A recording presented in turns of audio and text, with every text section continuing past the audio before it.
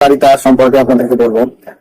বিশেষ করে যারা খোঁজ পাসরা বিভিন্ন ধরনের চর্মরোগে আক্রান্ত থাকেন, তারা যদি নিমের পাতা সিদ্ধ করে গরম পানিতে দিয়ে গোসল করেন, ইনশাল্লাহ উপকার পাবেন। এবং নিমের ডাল আমরা অনেক সময়, বিশেষ করে পবিত্র মাহে রমজান মাসে আমরা ছোটবেলায় নিমের ডাল ব্যবহার করতাম।